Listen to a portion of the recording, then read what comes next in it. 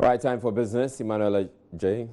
Emmanuel Abaji, if you take it away. I know, all right. Thank you very much. Now, President of the Ghana Chamber of Commerce and Industry, Nana Dr. Appiah Danka, also the first, says workers should be allowed by the employers to exercise their franchise on election day.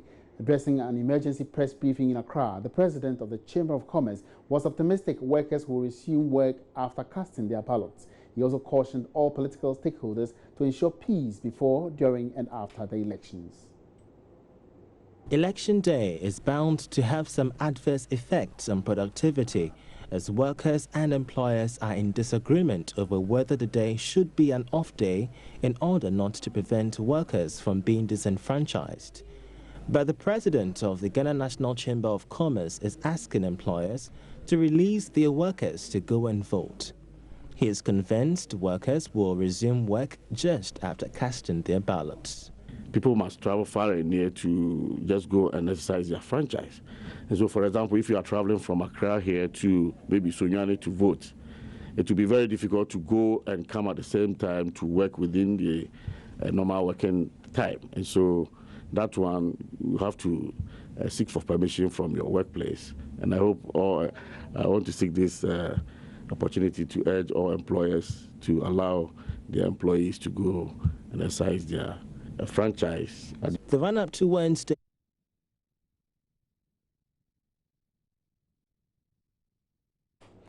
Meanwhile, the Ghana Employers Association says it might be difficult to grant workers a break to enable them enough time to vote on election day. The association says it is rather asking members to institute a flexible system that will allow everyone to vote on that day. Alex Frempong is executive secretary of the association.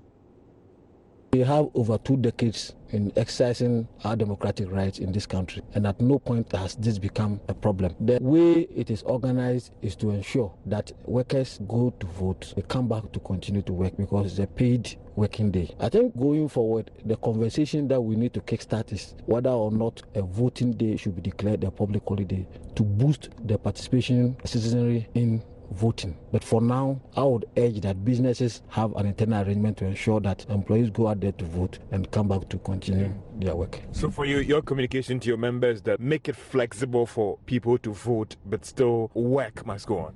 Sure, work must go on. Employees must have the opportunity to vote and come back. But don't you fear also that production is going to suffer heavily? Looking at what is even happening with this special voting. Even heard in one region how policemen abandoned their post because they were still struggling to identify their names, to even vote and return quickly. We do not think that some of these problems may not arise, but business exists as the benevolence of society, and that if the price that business has to pay is to ensure that employees have the room to vote the voting day, I think business should have that responsibility to engage in that accommodation.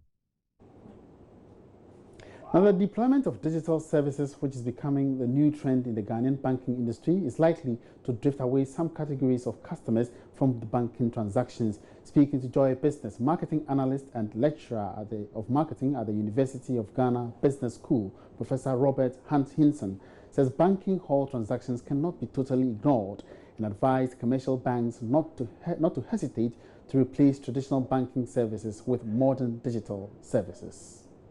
The deployment of digital services and electronic cards by banks is the toast of banking operations in recent times. Despite the flexibility and speed provided by these services for customer satisfaction, the trend is likely to face challenges for others in the sector. Out of the 32 universal banks operating in the country, more than 10 of them have launched various electronic services and use of digital applications in their services, a situation which has been lauded by stakeholders, but which may also come with some setbacks. This is because, according to a marketing analyst and lecturer at the University of Ghana Business School, Professor Robert Henson, not many Ghanaians can withstand technological failures associated with these services.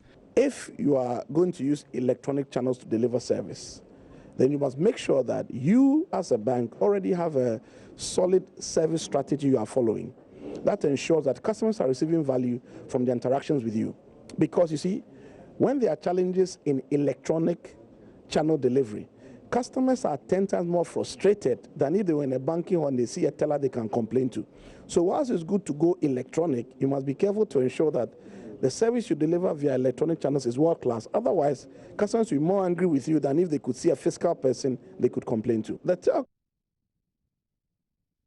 And that's all in business. Many thanks for watching. My name is Emmanuel Abuaji. Good evening.